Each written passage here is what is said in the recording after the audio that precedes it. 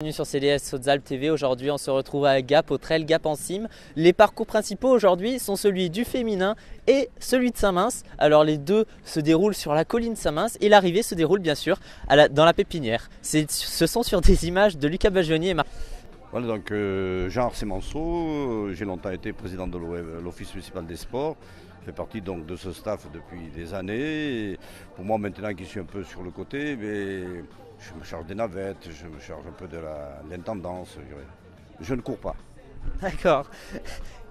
Et donc vous Daniel Galland, maire adjoint chargé des sports à la ville de Gap. Donc je fais partie bien sûr de l'équipe qui organise, mais à un niveau un petit peu inférieur à mes deux collègues qui sont à côté parce que j'ai eu des soucis de santé. Mais ça ne m'empêche pas de venir les voir et d'être présent pour la remise des prix et voir tout le travail qu'ils ont fait. Voilà. Et donc du coup pour finir, Serge Islar, donc président de l'Office municipal des sports, donc un des premiers créateurs de cet événement avec Olivier Péloquin et Stéphane Passeron à l'époque, ça fait maintenant 11 ans. Alors comment sentez-vous l'édition 2018 du Trail Gap en cime? Je pense que nous allons réussir encore 2 jours de fête, la fête de la course en montagne. Le problème va être lié au temps. Si la météo est bonne, ça va être deux belles superbes journées. Le problème aujourd'hui, je pense qu'on va passer à travers. Mais demain, on risque d'avoir des ondées même un petit peu costauds, ce qui perturberait malgré tout cette belle manifestation. Pour ma part, j'espère que tout va bien se passer. Enfin, nous, notre volonté, c'est de faire la fête du trail sur Gap, quoi. C'est la plus grande manifestation sportive de trail sur les Hautes-Alpes, voire de la région. Donc, nous tenons à ça. Et nous essayons d'accueillir les concurrents dans de très bonnes conditions. Alors après la météo, on ne maîtrise pas, mais bon, on va essayer de faire le maximum pour que tout se passe bien. Continuez. Alors, y a-t-il plus de participants cette année que les autres années ou est-ce que ça prend de plus en plus de l'ampleur au fil des années? Alors bon, ça dépend des années. Il y a des années, ça fluctue le nombre de participants. Par contre, notre satisfaction, c'est qu'on est toujours en dessus 1500 coureurs. Donc c'est la jauge qu'il nous faut pour être en équilibre financièrement. Donc on n'a pas trop de crainte là-dessus. Il y a des années, il y a un peu plus, des années un peu moins. Mais bon, globalement, c'est entre 1500 et 1800 coureurs. Donc c'est quand même assez important à gérer et beaucoup de travail pour tous les bénévoles. Très bien. Et je vous remercie, messieurs, de nous avoir accordé un petit peu plus de temps.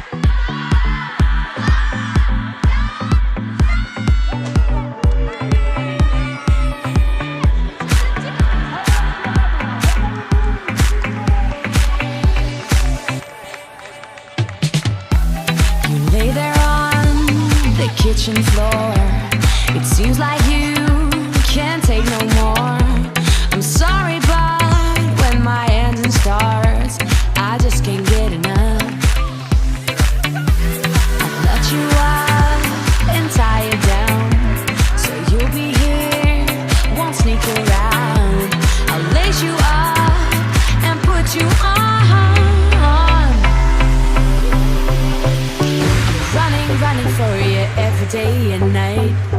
I'm running for you, gotta move, don't want no ride. So warm me up, cause I know the world is at my feet, yeah. So take me higher, baby, let's go and hit the streets, yeah. So I'll keep running for you. So I'll keep running for you.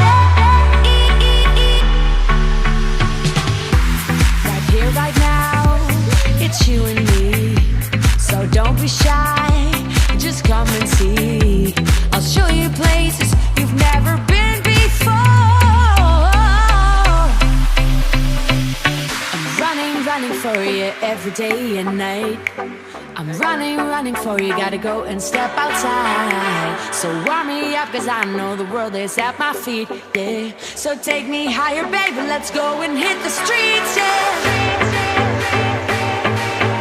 So I'll keep running for you.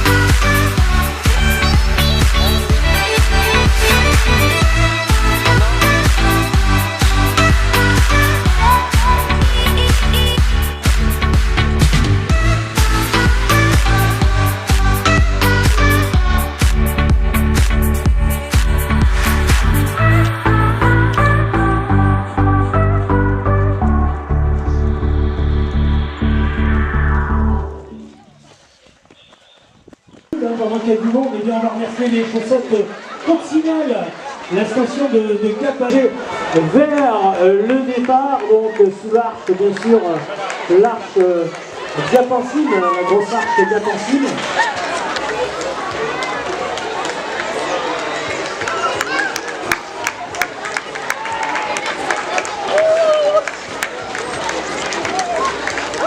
Alors Mao et Pauline, vous avez fait le trail féminin. Oui. Alors comment s'est déroulé ce trail? Alors au début, il y avait beaucoup de montées. Et donc c'était un peu dur, donc on marchait un peu, après on courait, tout ça. Et après c'était du plat et la descente, donc ça allait.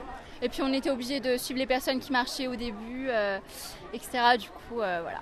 Mais en fait, on s'attendait pas que ça aille aussi vite. On pensait que ça allait être plus long, donc la course est passée. c'était cool. C'est-à-dire que lorsque le caméraman qui est derrière vous a dit il reste 1 km, comment vous l'avez senti? Moi je pensais qu'on avait fait 3 km à peine et en fait non, genre on en avait fait 5. On s'est dit qu'on allait tout donner et tout. Il y avait des moments où c'était dur parce que j'ai pas l'habitude de faire des courses, mais c'était cool, on l'a pensé, du coup voilà.